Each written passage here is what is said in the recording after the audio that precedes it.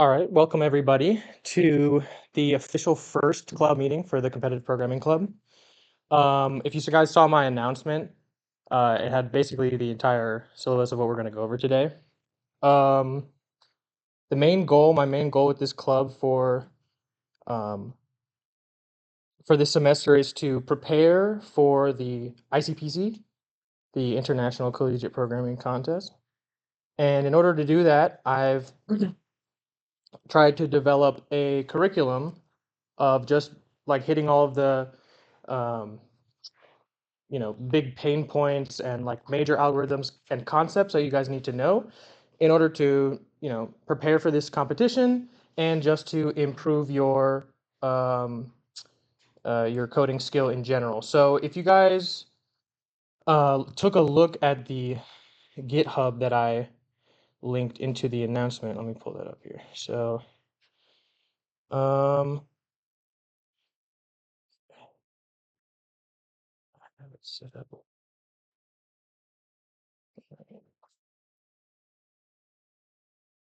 So, perfect. Okay, so you guys should be able to see some code. So what we're going to go over first is the first concept that I want to go over is the oh, this is the wrong file. Wait a second.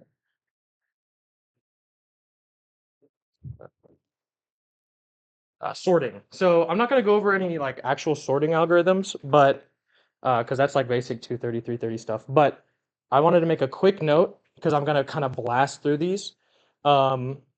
Sometimes when you do a sorting is super common. You're going to see it all the time in your problems. It's probably going to be like one of the first things that you do in order to give your data a nice property, monotonicity that lets you do certain things. In this example, though, we need to sort by two things, right? So a common example is first name and last name sorting, right? And the basic premise is when I have two different keys that I want to sort by, I want to make sure that the relative ordering after the first sort stays the same during the second sort. And there's two methods of doing this, right? You can either use a custom comparator, which I will explain how all this works in a second. And there's also something called stable sort, which you might have heard of from 330.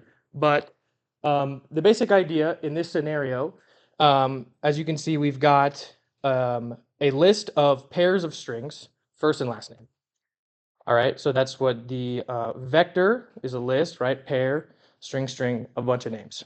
Now, what I've provided here, auto is just like autocomplete the type, but this is a lambda expression, which is basically an anonymous function with no name. It takes two parameters, A and B. In this case, it will be the pairs, right? So we're going to compare pairs of strings. And the way the custom comparator route of ensuring that everything is totally sorted relative to each other after for both keys, both the first and the second key, is to not only use the lexicographical sorting, which is what you normally do when you use like a less than or greater than sign. What it does is it takes a string, it takes the ASCII value of the first string, it says which one is less, then that one goes first. If they're equal, then it goes down to the next string, and so on and so forth. But with this custom comparator, I'm basically saying if the last names are not the same, sort by the last name. So if a.second, which is the last name, is not equal to b.second, then pick the one that comes first. All right. If that is not the case, right, and notice how I have an early return, so I don't need to add an else condition, right? Else, if they are the same, then we're going to return by the first name. And this doesn't require two passes. This is basically a single sort, two sorts in one that will give you the sorted order. Now, this can get unwieldy because let's say we have n keys that we need to sort by, right? You're going to have to make this comparator arbitrarily long with a huge if-else chain in order to go, okay, well, what about if there's a third field or a fourth field that I need to compare by? And so that's where the second idea comes in, and that's what a stable sort is. So stable sort, basically, if A comes before B uh, in the unsorted list, then let's say there's um, two fields, right? We've got A 1 and B 1, and maybe there's some stuff in between. Eventually, if we sort by the ones first, then they're going to get grouped together, right? So they're going to be grouped together. An unstable sort will not guarantee that A comes before B because they're just sorted by this key. Technically, if we're just sorting by the number, then B coming before A is completely valid. But with the stable sort, it preserves this property. And the most famous example of a stable sort is merge sort. The way that it's constructed, merge sort is by construction stable. So what I've done here is, oh, by the way, these are this sort function and stable sort function. Those are standard library calls. That's part of the C++ library. If you look at the GitHub, I've got the template all laid out. It's got all the macros that you're going to need, and additionally, it's going to have all of the um, standard library functions that you're going to need. So in this case, we're just doing in this case, I put the lambda functions, the comparators, in line with the sort command. So so if you don't understand the syntax, names.begin points to the first element, names.end points, not technically, but it points to the last element. And so we're just going to iterate over the entire list.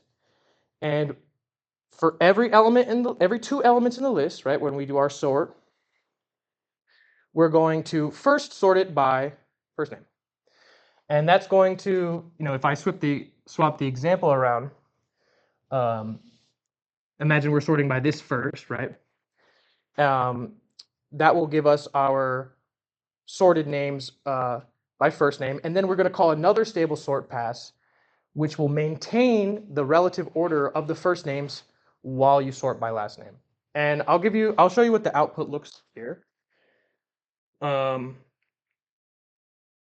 Yeah, and one other thing, like the main reason you would use a stable sort in this scenario is because now instead of having a comparator that is huge, you'll just run as many stable sorts on each key as you need. So it's just line by line.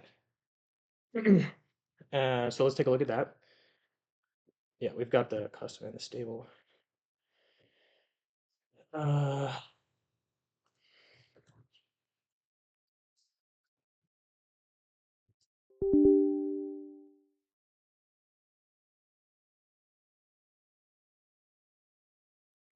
I don't know why there were warnings there, but oh, am I not?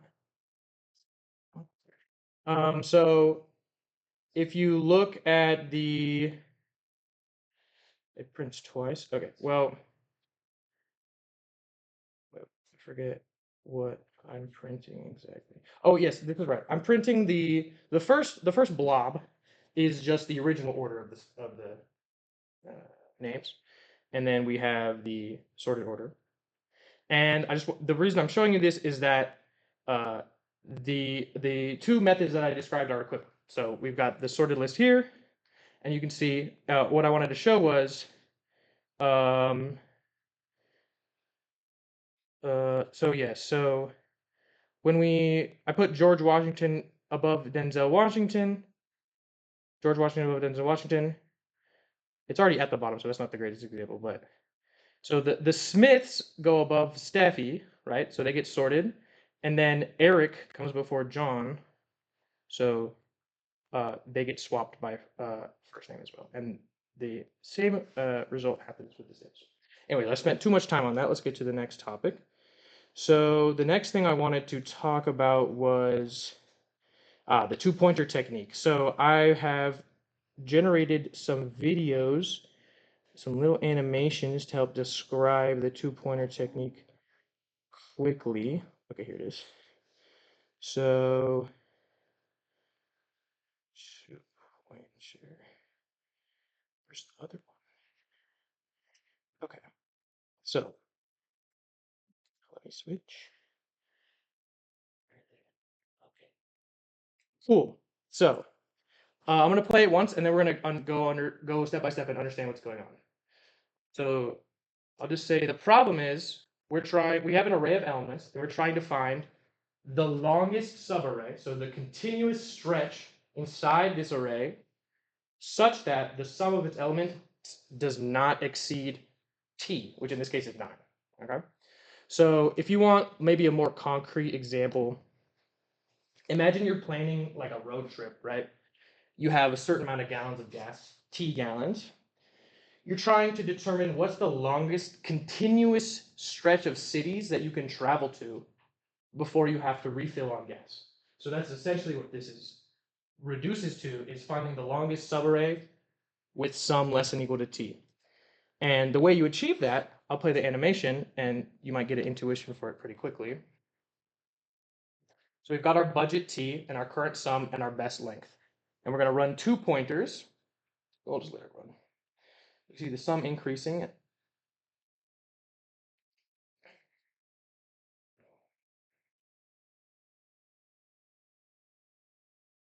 We've hit 9, and we have a length of 4, and that was actually the best one. So we're going to record that one. Oh, it went on to the next.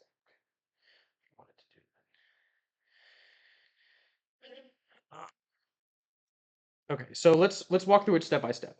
So we have our elements. Okay, we have our budget.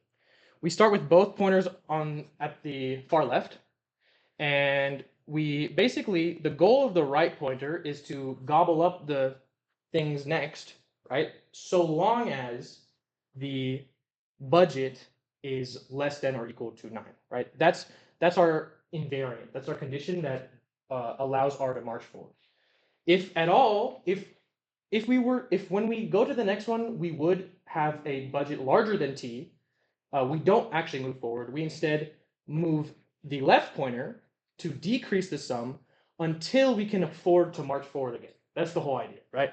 So if you look at it again, right, we start with R. We are greedily gobbling up these elements here, and now this is the critical part, right? If I were to continue and to eat 5, then the sum would be 11, right? So we can't do that. So the condition is while I can't still eat the next guy, move the left pointer and decrease the sum according to that amount.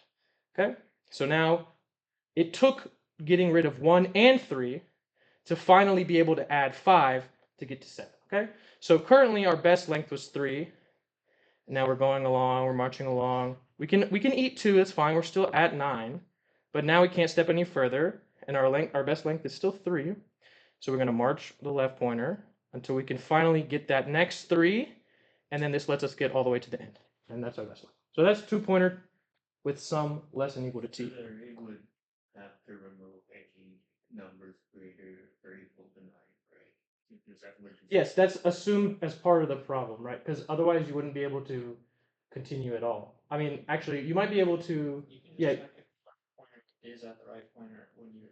You might have to add like a boundary condition where you move both simultaneously. In fact, actually, that is. I assume that the algorithm is generic enough to where the left pointer will actually go in front of the right pointer in that case, and then the right pointer will catch up. But if it's over 9, if the value itself is over 9, then you're done, right? Yeah, yeah. So as the minute the value is over 9, you said the left one is gonna move, right? Yes, because we have to decrease the amount, the sum in our subarray, so that the right pointer can continue to march. Right. Because the invariant, the thing that never changes is that the sum between left and right is never going to be greater than 9. Right. That's not Does it read like it's not gonna restart it's not gonna set back to 0 when it reaches over 9? It won't reset to 0 unless left pointer equals right pointer, because that's where it begins. You start at 0, and whenever they're touching, then it would equal 0.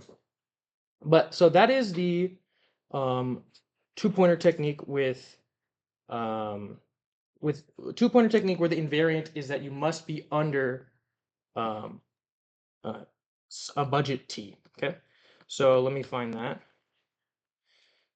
Wait.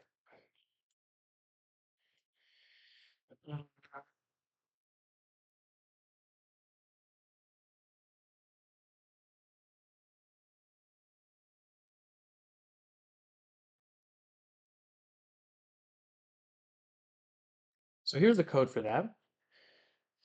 It's very small, right? It's a very simple idea. We've got our vector of elements, 1, 3, 2, 5, 2, 2, 1.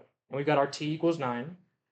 And we're going to start r at -1 so that when this just makes the logic smoother. You don't have to do this. If you're doing this yourself, you can by all means start with r equals 0 and then add an if condition at the very beginning. Okay.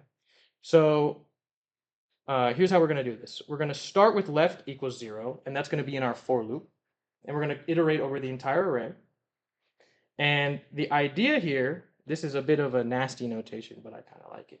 So every time that the left pointer moves, we decrease the sum by the amount that the left pointer is pointing to before it increments, right? Because that's the post increment operator. So, and now what we do is when we look one ahead with R, because remember, we need to always be looking one ahead. We can't take it unless we are sure that it will leave us under budget, right? So we're going to look ahead by 1. If r plus 1 is less than equal, if we're still within the bounds of the array is the first check that we do. And the sum plus that potential value is still less than or equal to our budget, then we're going to increment the sum by, we're gonna increment r first, right? That's the pre-increment operator, plus plus r. It's gonna increment it first. Then we're gonna grab the value inside the vector and add it to our sum. Okay? And every single time we do this, every single time we push the left pointer up, we're gonna be grabbing the max the whole way, right? So whatever, either our current answer is the best in case we discard the next answer, or we take the value of the right pointer minus the left pointer plus 1, which is the length of the subarray. Does that make sense? So this is essentially just doing what I've described. It's just rolling along, making sure that you're never over budget, and grabbing the maximum value along the way. The maximum length, I should be specific. And if we run it, you're going to see that it's going to have some errors. Did I not save the file? 2.0 under budget.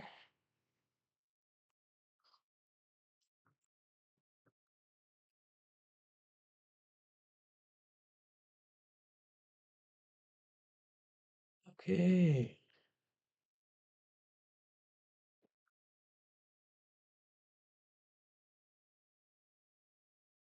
Maybe it's looking at the cached out. Let's hope that's what's going on. It's not a bigger thing. Oh, I thought I prepared the script to compile it.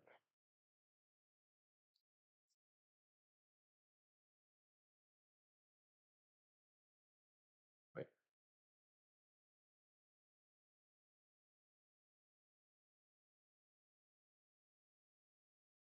I think you just do V1 instead of V1.ccp, right? Just that is that one. I think it's looking for the wildcard and then TPP. No such file or directory. Oh, it's running dot slash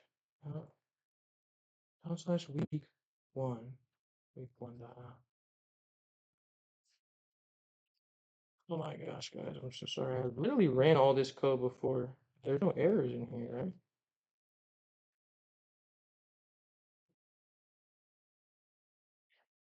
But I'm running C++20 though.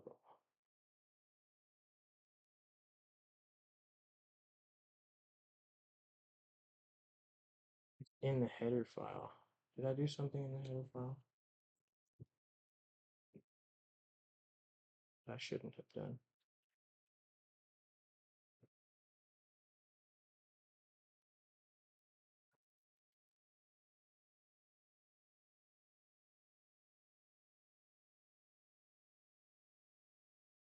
No match for operator, hypo stream, and pair. But I created one.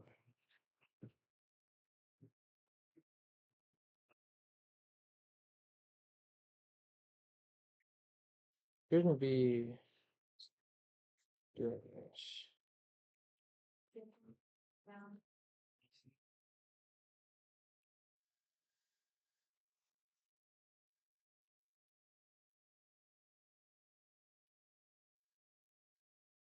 Okay, well, if this doesn't work, that's okay because I'm gonna try one more thing.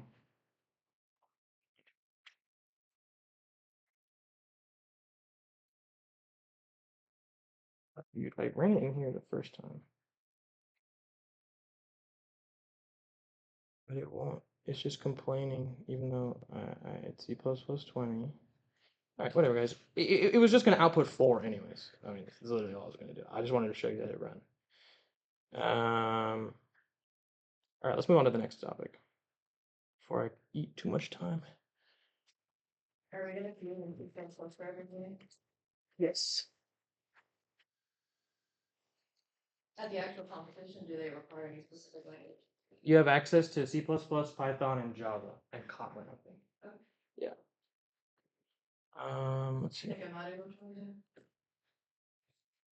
For most problems, no. But for some problems, there will be times where using C++ is strictly advantageous. So I also teaching C++ is, I feel like, something that they don't do at school. And if you're interested in like systems programming or anything that requires like low level, high speed, data oriented kind of careers, then you should be learning C++ too. So it's for a couple reasons that I chose C++.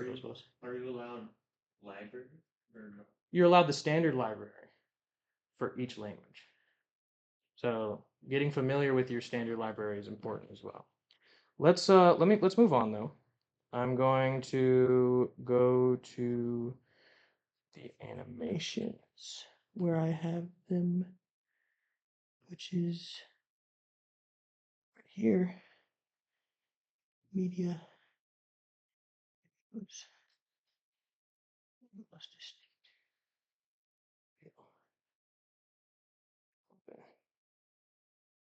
And then so many tabs. All right. All right. Next 2-pointer technique. So what we looked at was 2-pointers with a budget, right? This one's a little bit different, and it requires to use an additional data structure called a hash map. I'm sure you guys are familiar with that. Let's just watch the video. I'll explain a little bit how it works. So we've got our k is equal to 2. And what that means is that, so instead of treating these as numbers, treating them as like letters, categories, objects of different types. So there's type 1, type 2, type 3, right? We're saying we can only have at most 2 different types in our subarray. So for example, if I go from the right pointer from 3 to 2, right, we immediately get 2 distinct values. So I cannot move to the right because I need to maintain these k distinct. So it actually is a little bit out of order, but the best length remains 2, regardless of the fact that it looks like it's going to 3. I just have that a little bit out of order. It's here when it measures the best length. And now, again, we have more ones of the same type. So as you can see in the right here, this is my hash map. It's basically a frequency counter. You can also use, if you know the state space, or if you know the number of values that you're going to have to discern. Like for example, a lot of the times they ask you um, count the frequencies of lowercase letters, and the input is strictly lowercase English letters. There's 26 of them. So instead of doing a hash map, you can just create a length 26 array of integers or whatever values, and then you can use an indexing trick to take the value of the character that you read in and turn that into an index in your array. But if you don't want to know how to do all that, you can just use a hash map as well, because that's key value pairs also work. And so we're just keeping track of the count, and as soon as we get, so this is a long stretch of 2s and 1s, at most 2 distinct, and then so we get our length 7. We get to 3. Now I realize the animation is wrong, but we're not measuring length 8. We're keeping it at 7, and then that's the end of that. The best length is 7. So Wouldn't it? Why wouldn't it stop once it realizes the right can't go anywhere and make it a 6 or more? It absolutely can. There's no reason why you shouldn't do that. But let's see. Let's go back to Do you get to list the values themselves, or do you just need to say how long it is? it depends on the problem, right? So sometimes they'll ask you to print the actual cell array, but that's not much of a different problem, right? Instead of keeping track of the max, you're just going to have you could use a double-ended queue to maintain the actual values. And we're going to go over a double-ended queue in a second. Let's see if this one will work. Probably not if the print statement is wrong. What if I just did it by hand, though?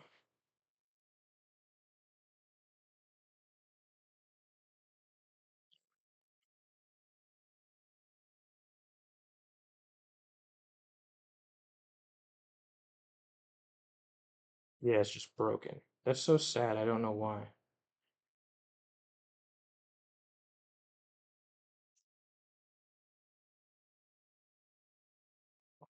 One part. What's wrong with Prince? I'm using overloaded operators, and it's not liking.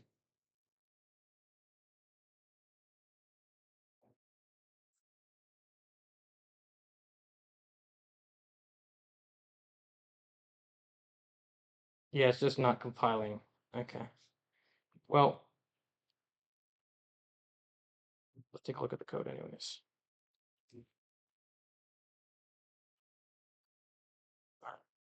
So, unordered map. This is what a hash map is in C++. There's also regular map. Don't get confused. Unordered map is a hash map. Map is a binary search tree. So, uh, it's hence ordered because it's a binary search tree. So we got our list of values. We're going to maintain our distinct, our best, and our left pointer. And then our right pointer is also there, but it's inside the for loop. We're going to iterate until the end of the loop.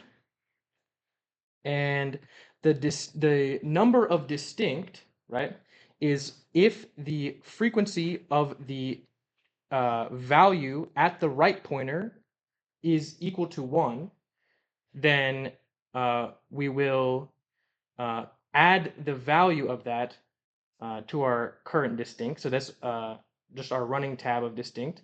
And while the distinct is greater than the amount allowed, so this is why, this is why the animation looks the way that it is, because instead of looking forward, in the previous example with the 2 pointers on the budget, we had our right pointer look forward by 1 to make sure that we didn't go over. In this case, we do go over, and then we overshoot and then correct immediately.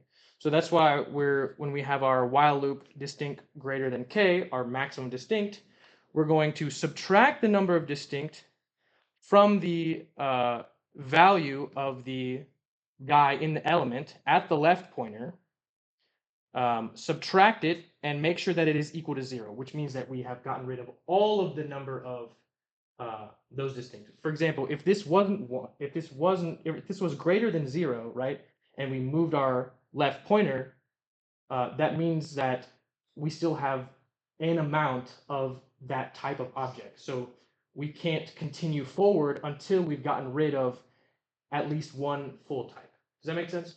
So we're going to keep doing that until, and then, so this is C++ stuff. So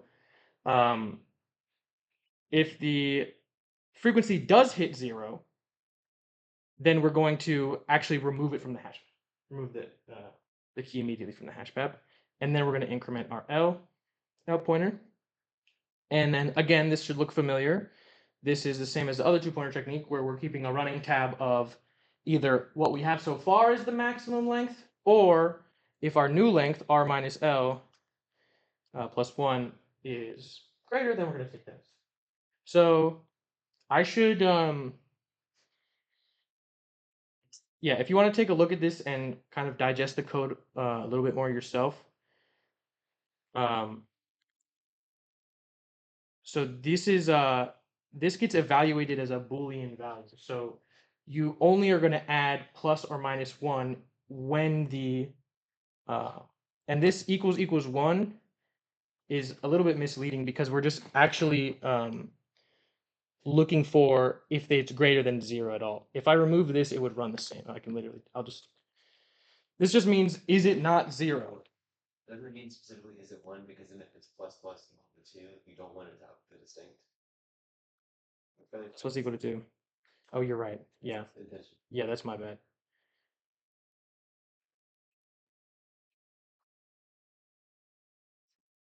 All right. Well,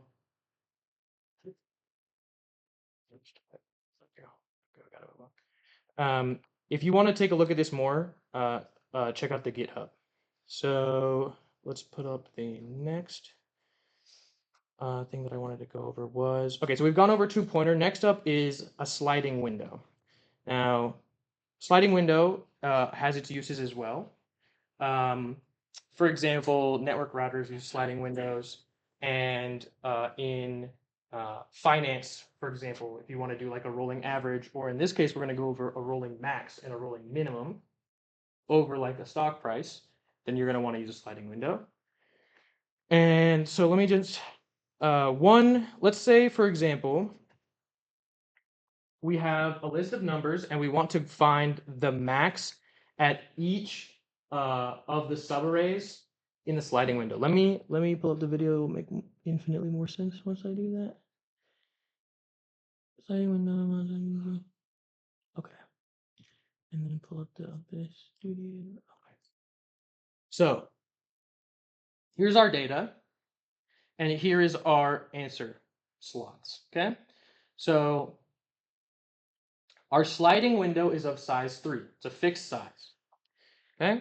And in here, what we're going to have is something called a monotonic double-ended queue. And I'm just going to play it first and walk you through it, and then we'll go over what's going on. So actually, there's no point in just letting it run because there's no time.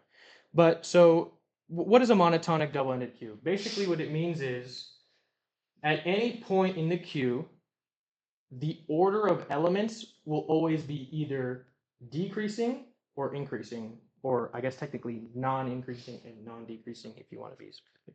It's monotonic. That's what it means to be monotonic. So, and the reason that's useful is because think I want to grab the maximum in each of these length 3 segments across the entire array. So I need a way to quickly grab the maximum.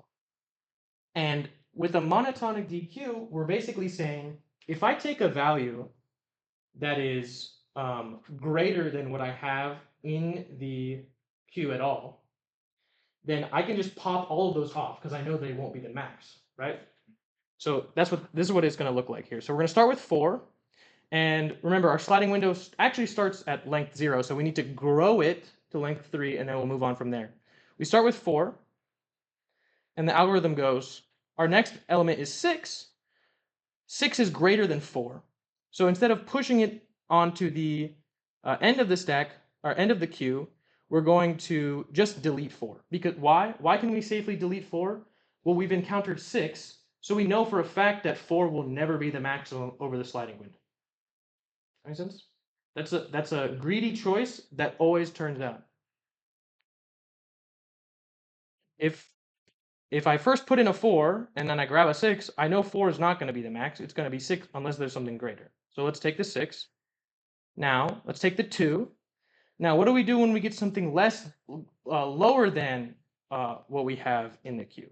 Well, that's okay, because when we eventually move the sliding window over, if there are values less than 2, we don't want to get rid of it, right? We got to keep that 2 there in case there are values later that will be less than it.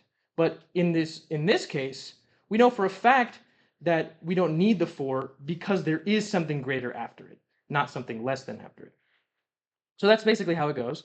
We're going to grab the 2, and now our sliding window from 4 to 2 is of length 3. So now we grab the max. How do we do that? We can do that in O of 1 by just looking at the first element of the queue. Now, that's the main idea of the monotonic double-ended queue, is that the first element will always be holding the maximum value of the sliding window. So here we've got this, and we're going to bring that into our answer slot. Okay. Now, another interesting case. So 5 is less than 6 but greater than 2, so the algorithm says kick out the 2. Why? Because we know for a fact that when we grab this 5, the 2 is no longer going to be the maximum. Even if there's stuff after it that's lower than 2, we're never going to pick 2 again because 5 will always trump it, right? And in this case, 6 trumps both. So, but we still need to keep 5 because eventually when 5 is the leftmost element and there's stuff lower than it, we're going to need to make sure that that's at the front of the monotonic double-ended queue. Okay, so now we've successfully moved our sliding window over by 1. Max is still 6, so we're going to keep that. And the algorithm repeats. 4 is less than 5, so we can just keep it. Now, we get rid of 6 because we've actually moved out of the 6 area, right? 6 is no longer in our sliding window. And we shuffle things down. And this time, notice how, yes, we got rid of 2. It's no longer in our buffer, but it doesn't matter, right? We only need to be keeping track of the maximum elements. So that's why we're going to have 5 here. And we rinse and repeat. Got 3 is less than 4 and 5, so it's okay. 5 is the max over this sub window, sliding window, and then we move to the next. So we have 4 is greater than 3, so we're going to have to move 3 off and attach the 4. I guess less than equal to is how I coded it, but that actually doesn't matter. Now we've moved out of the window. So 5 is no longer in the window, so we kick it out. And now we grab the max, which is 4. And then finally, we slide the window over. We kick the 4 out. And we grab the 6. And that's our answer. So little more complicated, a little bit of a step above what we've been doing so far. But I hope that makes sense.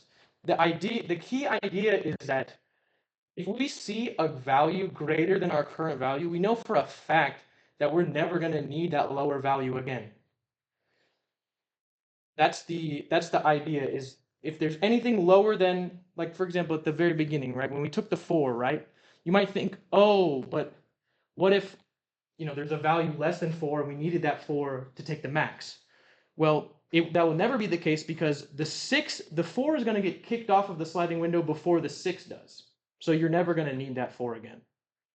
And that's the main idea. And if you want, I can upload these videos as well. Yeah. So let's take a look at that.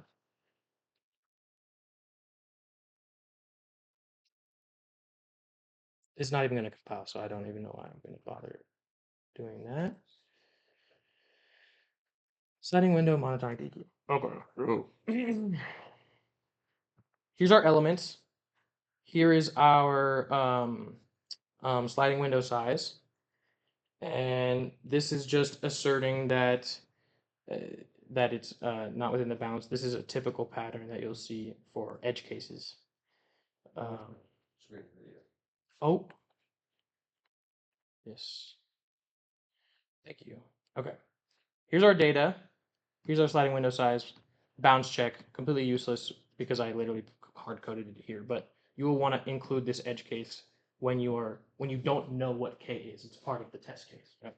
And if k is less than or equal to 0, you don't want to do any work, right? It's invalid, right? So just return it. This just means an empty list.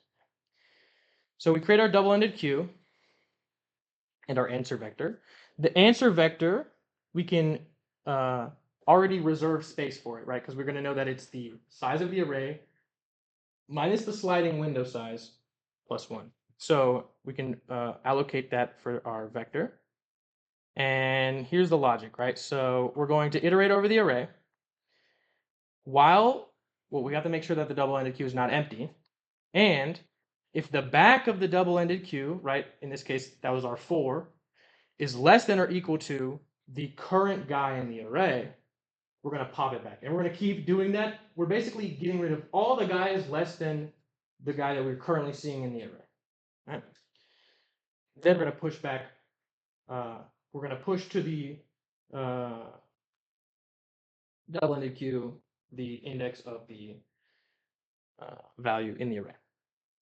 Then, now this is simply saying, so if the index of the value in the front is less than I minus K, which is the length of the sliding window. So we're basically we're saying, is the index of the value in our queue outside of the sliding window, right? If it's outside of the sliding window, then we're going to pop from the front. And that's what you guys saw as we were moving the sliding window across. It was coming off like that. And then finally, once we have the full window, we're going to push that into our answer. Now pushback, it looks like we're appending, but we've already reserved the space, so it's actually just filling the first slot with whatever is at the front. So we have a constant time look at our max. So this is a really common pattern you're going to see. If you ever need to report, for example, like imagine this was a daily stock prices and you wanted a rolling sum, or not a rolling sum, a rolling max over that stock price. This is the fastest way to do it. It's amortized O of 1. So look up for max is what I mean. Obviously O of n when you iterate over the array. But okay, let me go to what do I want to talk about next? Okay,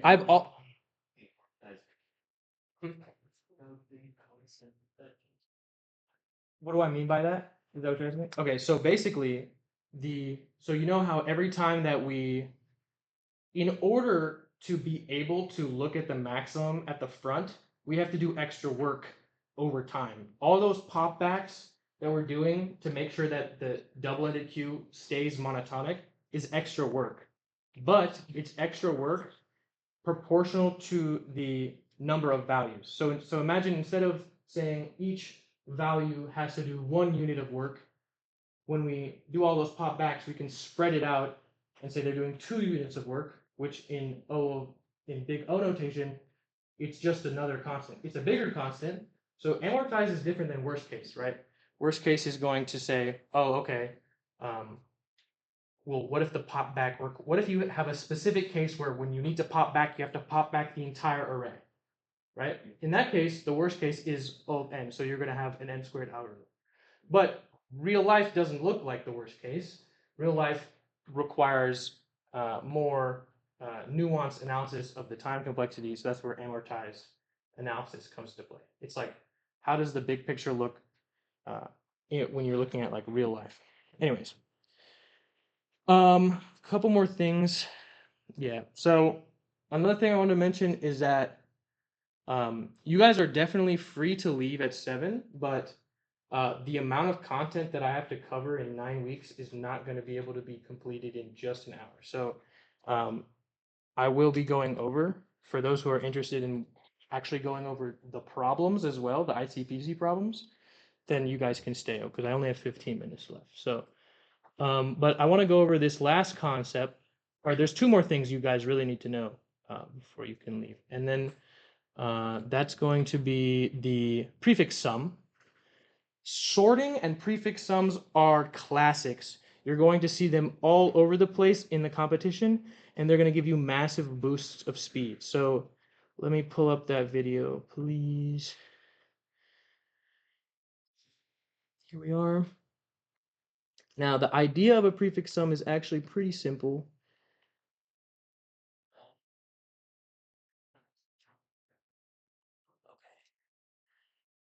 All right, so we have our data, and we have a prefix array.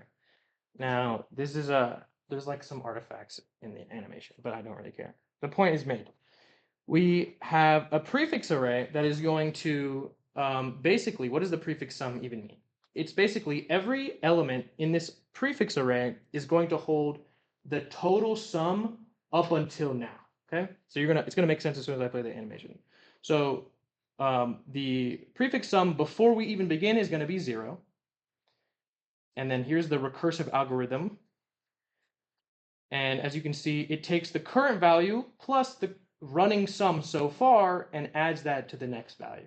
So I'll play that again in slow motion, right? So at each point in the prefix array, to fill out the next value, we look at our total so far, which is whatever is in the prefix array previous, and we add the current value, okay? So look, 0 plus 1 is 1, 2 plus 1 is 3, 3 plus 3 is 6, 6 plus 4 is 10, and so on and so forth, okay?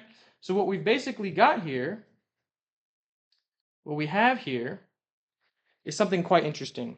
At every point in this array, I have the entire sum up until that point. So a single value encompasses a function over a range of data. Now, imagine you want to query this data. You want to say, okay, I want to know I want to know what the sum is from here to here, right? Normally, you would just count them, right? You would just literally go through and count them. But if you have thousands of queries, this becomes infeasibly slow. What the prefix sum allows you to do is, imagine this. If we have the sum up until this point, and the sum up until this point, from 0 to 21, then certainly it would make sense if we subtracted this sum, 3, from this sum, then we would get the sum from 3 to 21 instead of from 0 to 21. So let me show you what that looks like.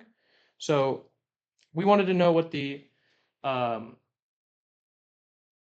range from the sum from 4 to 5 is. That's 9, right? So what we can do is we just go, it's 0 index, right? So we're going to have our prefix of 3 and 1 plus the prefix of the right pointer. And that's, I mean, obviously you can do the math here. 15 minus 6 is also 9, so they're equivalent. But now imagine if we take a bigger range, right? Now, instead of having to do 4 additions, we're still just doing 1 subtraction, and we're getting that value back, right? So 3 minus 21, or 21 minus 3 is 19. 2 goes 4, 7, 12, or wait. No, sorry, that's 18, not 19. Yeah, they're equivalent. And then now, obviously this example is small, but you can imagine for thousands of queries over a really long array, this is asymptotically faster. And this shows up a lot in competitive programming. In fact, this is an example of a technique that you might have heard of called dynamic programming. And dynamic programming, it might sound scary, but really what it's saying is instead of doing the same work over and over again, I just do all of the work up front and put it in memory somewhere so I can look at it fast. Instead of having to redo the work, I can just look at all the work that I've done before and use it to quickly compute what I need now. So I hope you guys understand how powerful a prefix sum is. And we're going to go into much more advanced algorithms that build off of the prefix sum as well. So let's, okay, the last thing I wanted to go over, and if you want to stay for the problems, that's cool. Let's take a look at this simulation.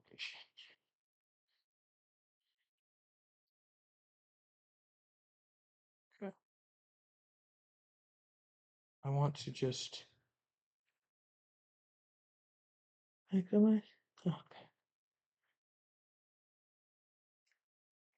And then switch. Nope.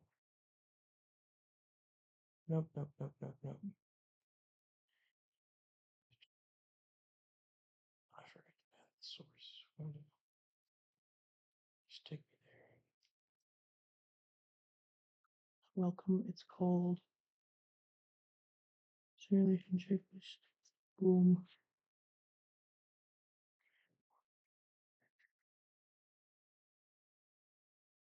Okay.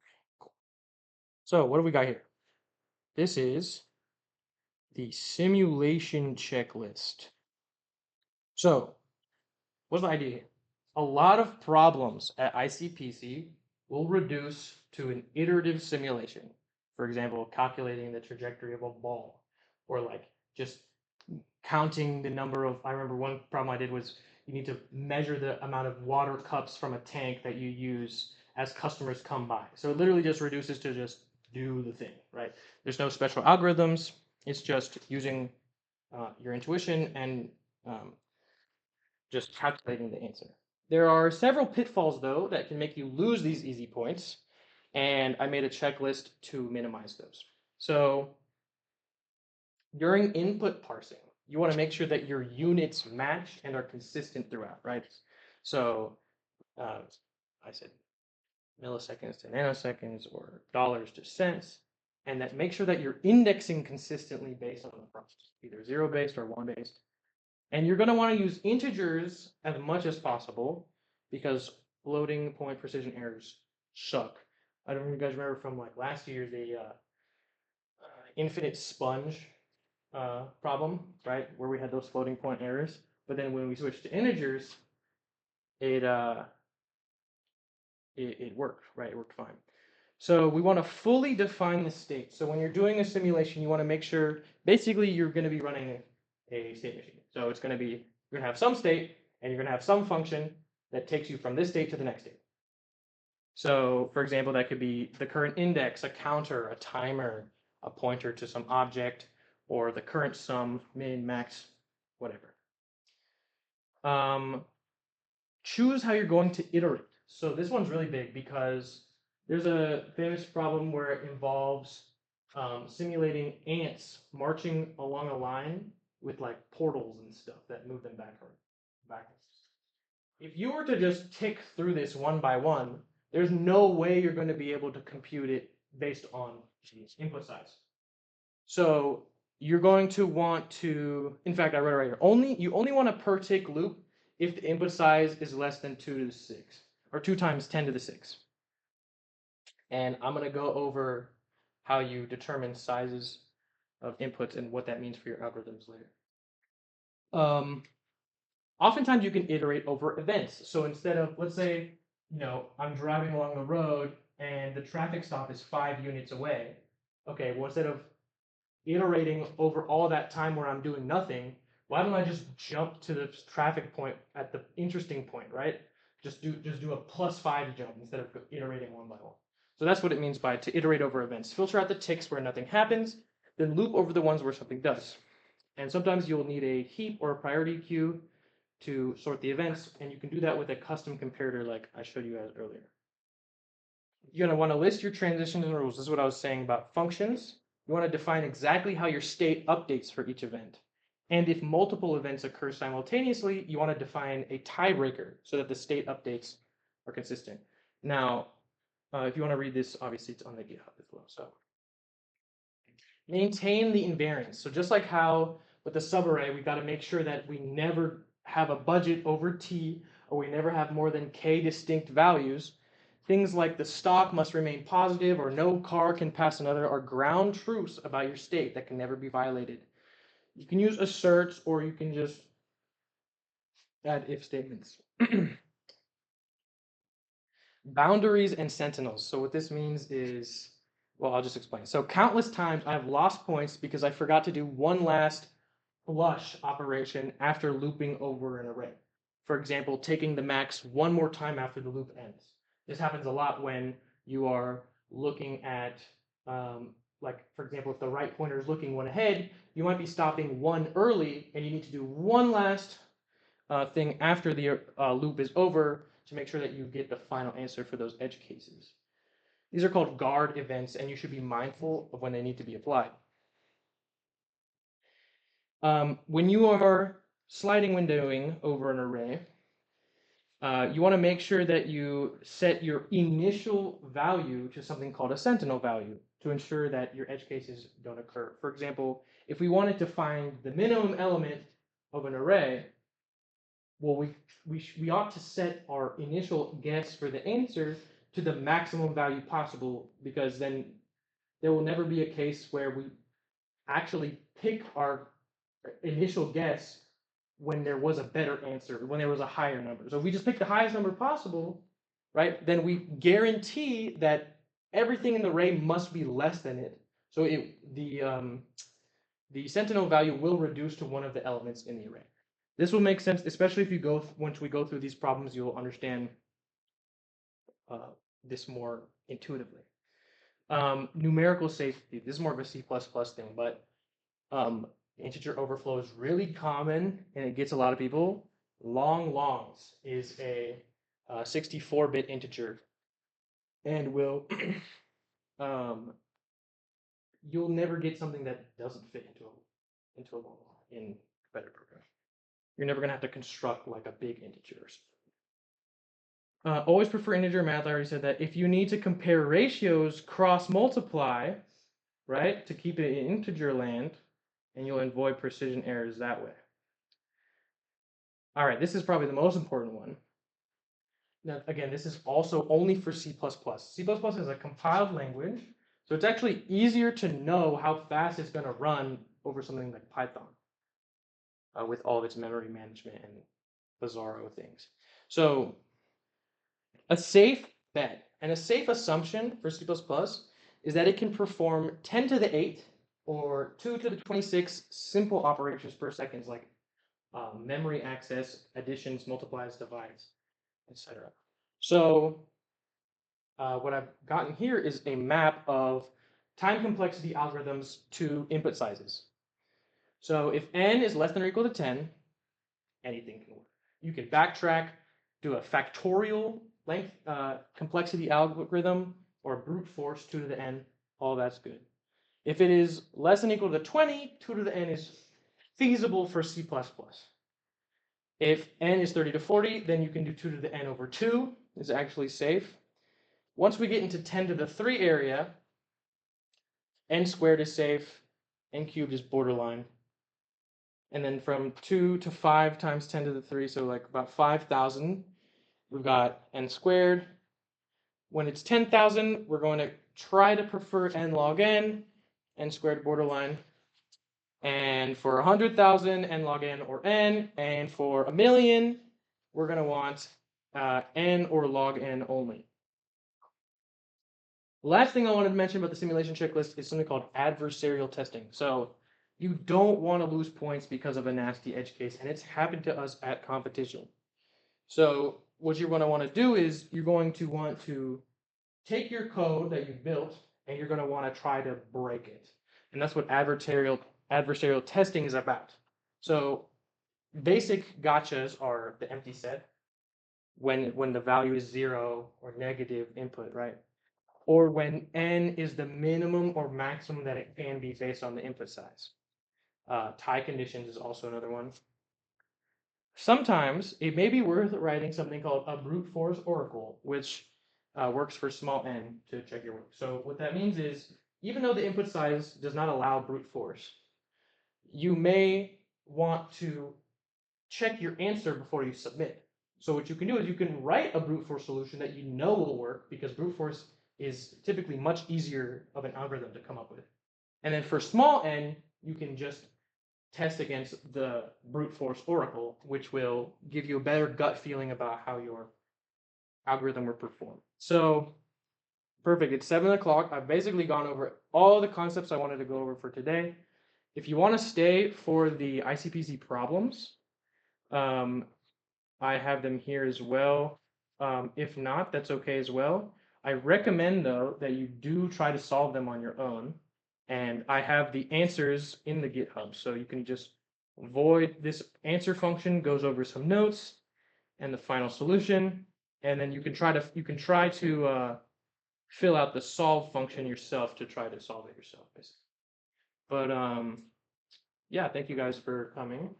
Those of you who are going to stay, then we will go over the two ICPC problems. But I'll join the Discord if you haven't. Oh yes, join the Discord. I did not bring.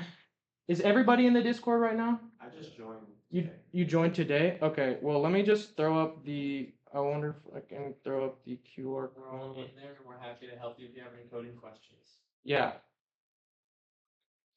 Um.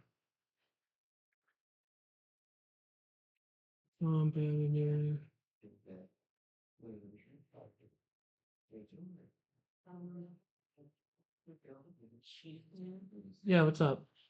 I don't get any of this. I'm sorry. I don't get any of this. What do you mean? Like. This like kind of supposed to be like a. I guess like a little like you're supposed to know some things way beforehand. Um. like basic data structures and algorithms, yes. This is an advanced data structures and algorithms, basically, is what we're going to be, or what the, Above 330. yes, definitely above 330 level. Have you taken CSC 330 yet? I came here a month ago. Okay, so not. So yeah, I would recommend you to, I mean, if you're in the Discord, right? I think I did join and I think I asked him a question about my. Okay, well, if you're not, there's the QR code right there. But if you go over, I've assigned readings inside of the announcements and also practice problems. So if you needed more time to sit down with something and really figure it out, or if you have like more questions about what's going on, you can DM me also, and I'll help you. So I just am in the Discord. So Do you also know like APIs? Like, do you learn that or? that's not the focus of this club. I So know about like you. me, Yeah. I mean, I know how to use an API. Yeah, like just talk like using like Git and post and all that stuff. Is that what you mean? I think so. I guess like I just wanted to learn to know because I wanted to use it for my own project. Hmm. You know what would be really interesting or really useful to you? Do you know are you familiar with the Girls Who Code club is? Yeah, I did it like 2 summers ago. Okay, cool. Yeah, so they're like very focused on APIs and stuff and like web dev. So that is probably right up your alley, I'd say. Also was that club fair thing like last week? Cause I That was can't- last week. Was I there? Is that one? Yeah. Okay. Thanks. Yeah, no problem. Okay, so are you gonna post the solutions to these two? It's already up. It's on the GitHub. Check the GitHub. It's there. Okay, cool. Is the meeting time gonna be on Friday this time every week? Every week.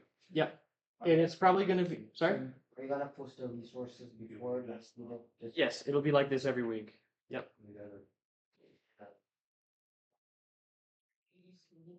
All right. I'm going to just drink some water and then we're gonna get started with the podcast. Yes. Also expose Discord thing info in that Discord. There, if you're check your email code because they sent a email to the whole computer science department that has information on how to join the Discord. Right? Yeah, I think it's like a blog like that. Like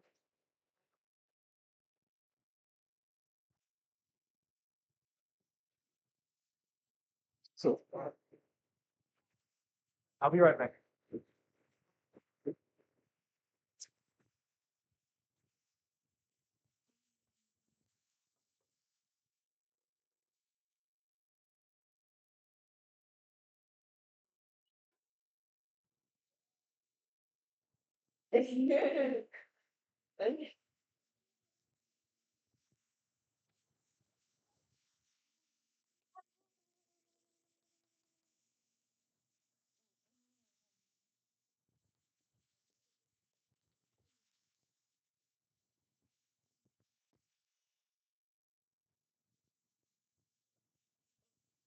he's touching up the devil.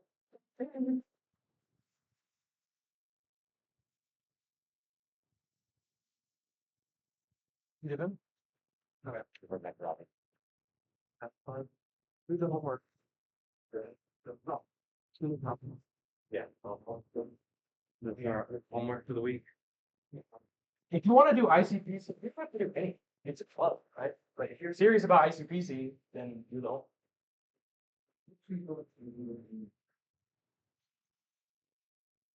Yeah.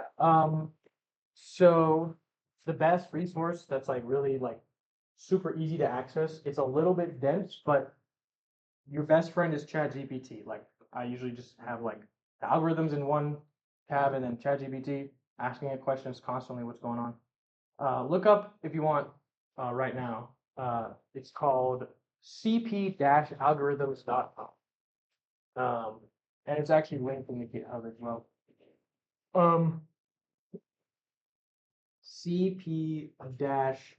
cp-algorithms.com. And it's basically just a big index list of like every algorithm you can possibly do. all that I'm going to teach is basically going to come out of it, and the IPV's problems. Okay.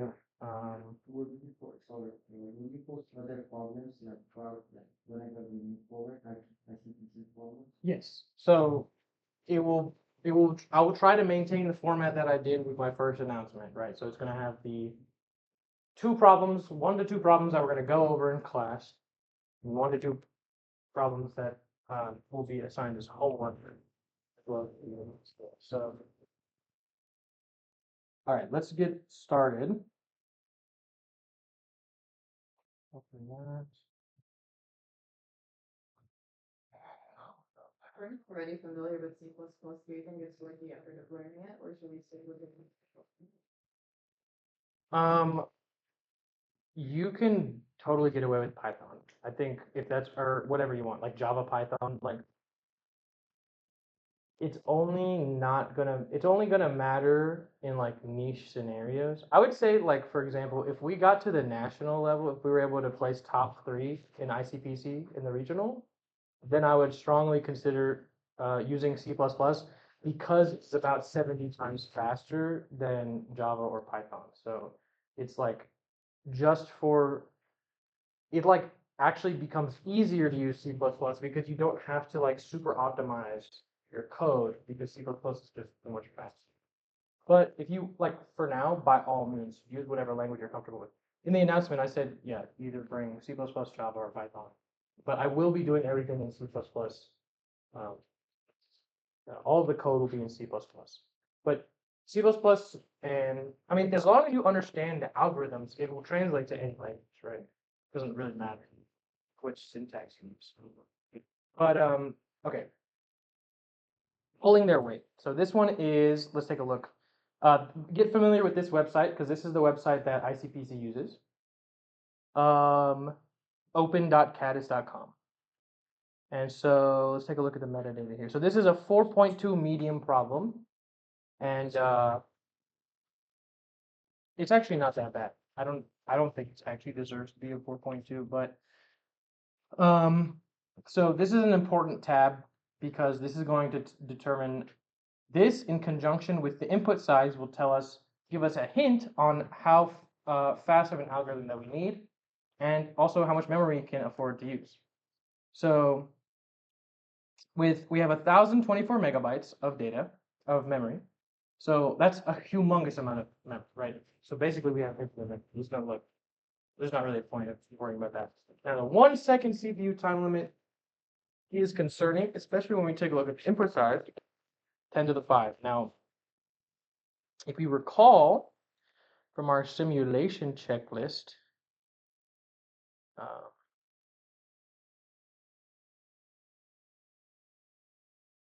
simulation checklist.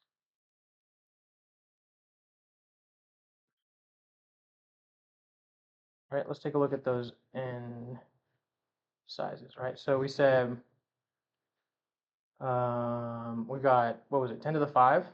So n log n or n, that's what we're looking at for in terms of time complexity with 1 second available per second, right? So we're going to look for an algorithm that is asymptotically n log n. All right, let's read the actual problem now. But what I did was actually a good example of what you would do at competition, right? Before you even take a look at the problem, look at how much time you have, look at how much memory you have, and look at the input size. That will give you immediate hints on what kind of algorithm you need. But let's get started. To save money, Santa Claus has started hiring other animals besides reindeer to pull his sleigh via short-term gig contracts. As a result, the actual animals that show up to pull his sleigh for any given trip can vary greatly in size. Last week, he had 2 buffalo, 37 bulls. Okay, that doesn't matter. To prevent such accidents in the future, Santa needs to divide the animals for a given trip into 2 groups, such that the sum of the weights of all the animals in one group equals the sum of the weights of all animals in other. So what we basically are trying to do is partition a set of numbers, actually a multi-set because of duplicates, with of partitioning the set such that group 1 has the same sum as group 2. Now, an important thing to notice is that if you go down here to the output, it is guaranteed that it is possible to find such an integer. So what it's referring to is the integer that divides the set of values will always exist. So that saves us a lot of headache. To make the hitching process efficient, Santa is seeking an integer target weight t, such that all animals that are lighter than t go in one group, and those heavier than t go into the other. If there are multiple such t, he wants the smallest one. There's one small wrinkle. What should be done if there are some animals have weight exactly equal to t? Santa solves this problem this way. If there are an even number of such animals, he divides them equally among the two groups, thus distributing weight evenly. But if there are an odd number of such animals, then one of those animals is sent to work with the elves to make toys and is not put in either group. And the remaining, which is now an even number, are divided evenly among the two groups. So I hope that makes sense. If we have an even number, for example, like let's say we have like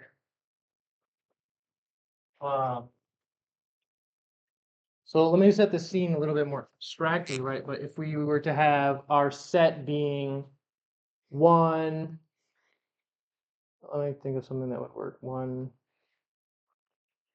3, 4.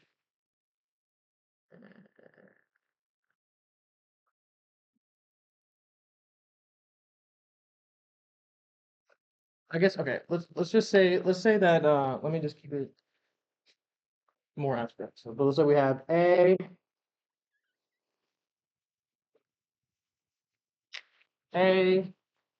B, B, C, right?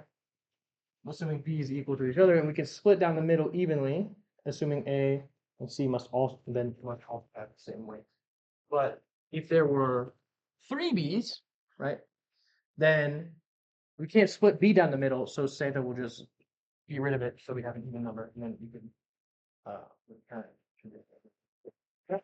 So that sets the scene. We're going to, another really important thing is to look at your edge cases, right? This is the simulation checklist, right? So the first line contains an integer m indicating the number of animals. So there's a minimum of 2 animals, which is important because later for the solution, we're going to need that information. And then it goes up to 10 to the 5. Also, animals weighing more than 20,000 ounces are too big to pull the sleigh, so no given weight exceeds this maximum. So we have a bound for our size as well. That doesn't really matter because we're going to use long anyways because we have to be adding them up. But I've set the scene. Actually, let's take a look at some of the sample inputs first. So 4 means there's going to be 4 animals as the first integer. And then here are our weights. We got 3, 6, 1, 2. Well, if we were to split by the weight 4, so we're going to put 6 by itself in one group, and we're going to put 1, 2, 3 by itself in the other group. Obviously, their sums equal each other. So, and you could also choose 5, right? 5 would also split them. But remember from the problem description, if there are multiple such t, he wants the smallest one. So 4 is less than 5, so we choose 4. Okay, now we couldn't do 3, right? Because then, remember, if t equals 3 and there's an odd number of t, then we have to kick 3 out, and then we have 1, 2, and 6, and that doesn't. So 4 is the lowest. Actually, sorry, I don't understand. Like, so, sorry, why are we choosing 4? Do you like? Yeah. So let me draw it out. So, let's see what the value. So it's it says 4, 3, 3, 6, 1, 6. So let me just write them out in order. Remember, the goal is to split it. We want to choose one number to split on such that the right side equals the left side. So what would that be here, right? 1 plus 2 is 3, 3 plus 3 is 6. So if we split here, this sum is equal to this sum. right? They're equal. So now we have to pick a number to split on, right? So our options are 4 or 5, right? If I pick 4, everything less than 4 is still here, and everything greater than 4 is still over here. But also if I pick 5, the same is true. So if you pick 5, you have 1 plus 2 plus 2 plus 4, right? No, because 4 is not part of the set. 4 is just what we're Oh. splitting on. Oh, Yeah, 4 is just our imaginary number that we're choosing. okay. But so sorry, so why can't you pick 4? no, Or 4 sorry. is the answer. Or why can't you pick 5? Sorry. Because per the problem description, we have to, if there's multiple options, we must pick the lowest one. That just reduces ambiguity, right? If there are multiple options, pick the smallest. So that's the problem statement. Now, I kind of gave away a little bit of the first part with this example, but what do you think the first step should be in trying to tackle this problem? Sorting the input, right? Makes sense intuitively because we want to find a partition where the left equals the right. It's going to be much more, it's actually going to be, it would be dumb to not sort, right? It would take much longer to do it. So that's the first idea. There's one other idea that we need to make this tick, right? Because let's say I want,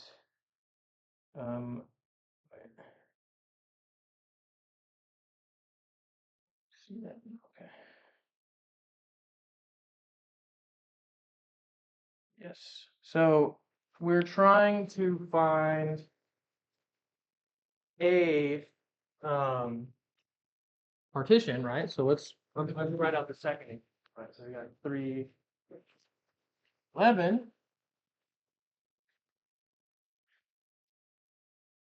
All right. Now this is interesting, right? Because we've got a 3 and an 8, which is equal to 11. We've got the 10 here. So 10 clearly is the only thing we can split. And it's okay that we can do that, so we can kick that out. Actually. So off the bat, like, does anybody have like a intuitive, like, general idea of how they would solve this? Add both sides, the sum, you have two winners, Yes, perfect. That's exactly right. I did it a little differently, but it's equivalent. So what I did was I'm doing a rolling. So I calculate the whole sum at once, which obviously not necessarily if you're doing your pointers, right? But what I did was I calculate the whole sum, right? So I have 11, 22, 32. So our total, let's call it S, is equal to 32. And now what I do is I iterate over this array, and I'm asking, okay, at each point in the array, if I add this guy to the left side, will this side, what will it be? Will it be greater? Will it be less than? Or will it be equal to? Right? So the way I do that is I say, okay, well, is 3 greater than the sum 32 minus the value here, right? So that would be uh, 29, which is the value here, right? So you see, I computed the sum once, and now it's just as simple as subtracting this guy to find out this. So if this is greater, then we've gone too far. So we don't want that to happen. So before we take it into our sum, we want to make sure that we can go over. Now, but obviously this is not true. 3 is less than 29, so we're safe to continue. Is there a reason why you didn't include? I didn't what? Is there a reason why you didn't include 4 on the list? Yes, because 4 is simply an it's like metadata. It's telling us how many animals are going to come next. Oh, okay. It's it only exists to tell you so that when you're parsing the input, you can just put in instead of having to wait for like a special character or something like that. Yeah, that makes total sense. So all right, let's continue. So we get to 8, and we do the same check, right? But this time we're not just comparing 8. What do we actually want?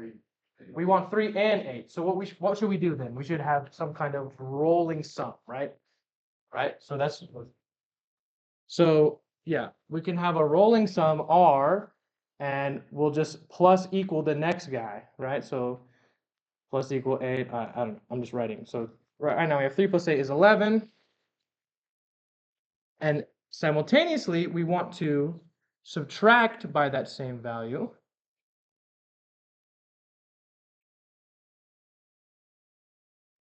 minus 11, right? Will give us 21, which is this right here, right? Still less than 21, right? So again, yeah. Now here's the interesting part. We add 10. If we were to add 10, right? What does that give us? So 21 is actually greater than 11, right? So if we were to take 10, then we would have overshot, right? So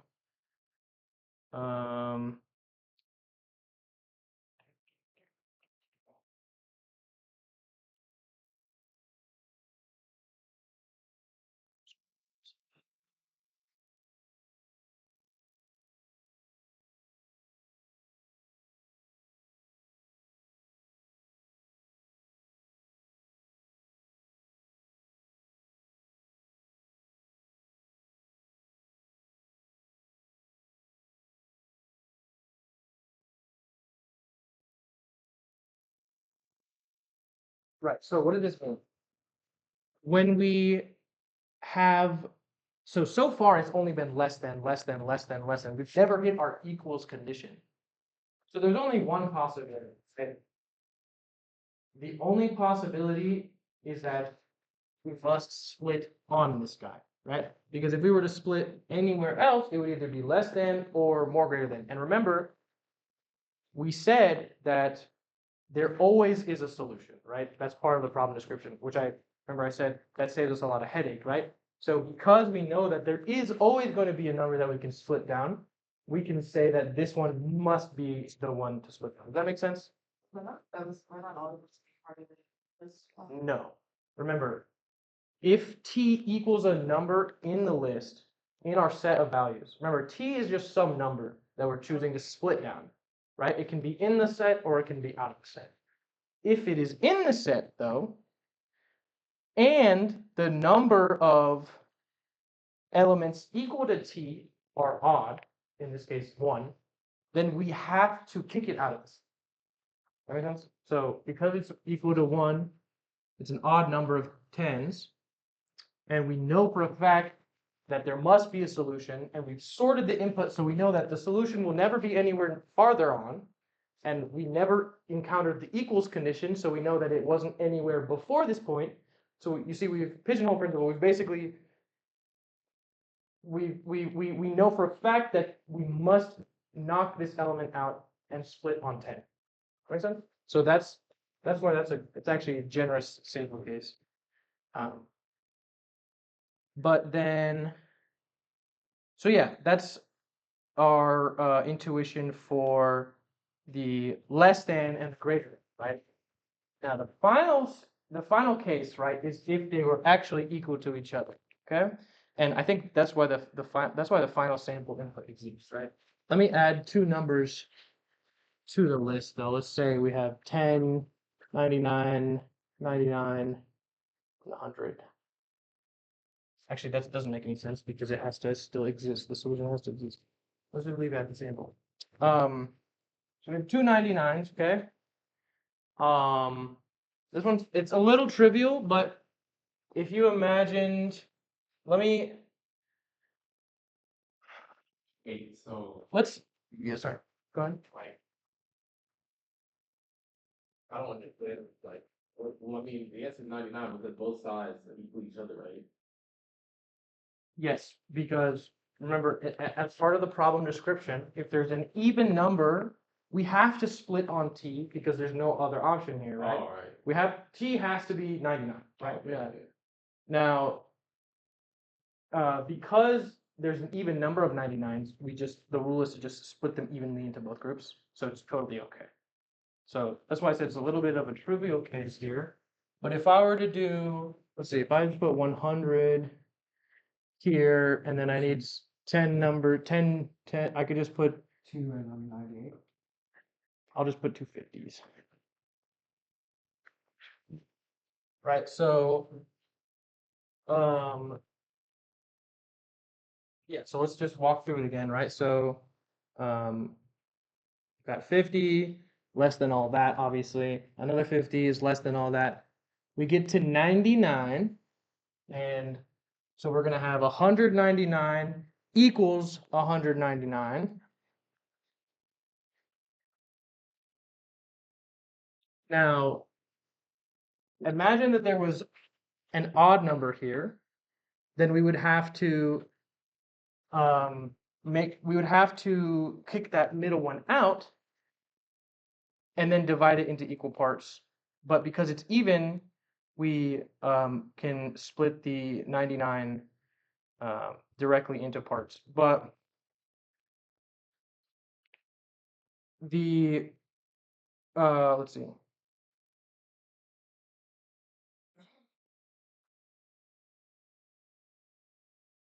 Yes, okay. So imagine instead that, so there's actually two cases that we have to break it apart. So in this case, splitting on 99 is okay because we have this, right? But there's one actual case that we have missed. And that's, I don't want to bother doing this. Let's say, let's put 51.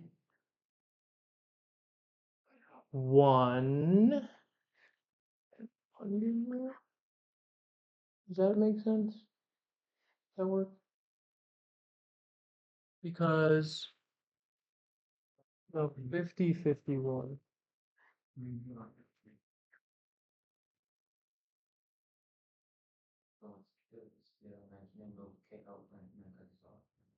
Exactly right. So what we need to do is,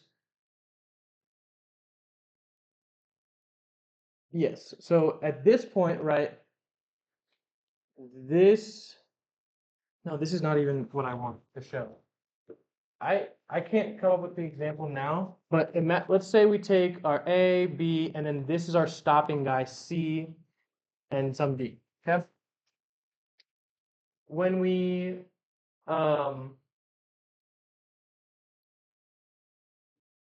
imagine that at this point, this value equals this value. Okay. We need to make sure the only way that that's true is if, or sorry, not sorry, if this value, if these values are equal to that. Okay. So then we can't, there's only one of them, but we can't split on it because we would have to kick it out. So the only next possible thing that we can split down is right here, which must be 1 greater than C, right? That's the final case. Oh, is that what the first sample was? You're right. That is the first sample input. You're right. With 1 greater than C. When you put like that. If we split down 1 greater than C is the smallest number that we can split down, right? We're not taking back that number, whatever that is, like. No, we're taking 1 greater than that. So, I mean, that's literally it. And Question. yeah. So let's say you have the result. Mm. How like 10 minutes? So we just what's like the procedure to find 10 minutes? Right. So if there's multiple t, that means that the only way that there would be multiple t is if we've already determined that we need to split on t, right? So when you say there's multiple t, what you're saying is there's multiple elements in the set that are equal to t, and we need to split on that value. No, there's multiple solutions. Like the output, like Oh, you're saying multiple t that could. Yes. Okay. Yeah. So the problem description says that if there are multiple such t, you always choose this min. the way you it's gonna be normal. Yes, because imagine we're scanning from left to right. So by construction, if we just do 1 plus, if it's equal and we know that what we've got so far is specifically equal to what's on the other side, the next possible integer must be 1 plus the current guy. Can't be anything less. It can't be anything less than that. And we know because there's always a solution, it won't, that x plus 1, that t plus 1 will never be another element in the set, right? Because you're right, if it didn't guarantee that there was a solution, then there could be a case where we need to split on 1 plus this value, but the next value is 1, and so then we'd have to take it out, which would remove the equality. But we know that that case will never be generated because the problem says so. So yeah, it's important to keep track of those details. I've spent a long time. I know you guys are tired. I'm really tired. So I'm not going to go over the second one.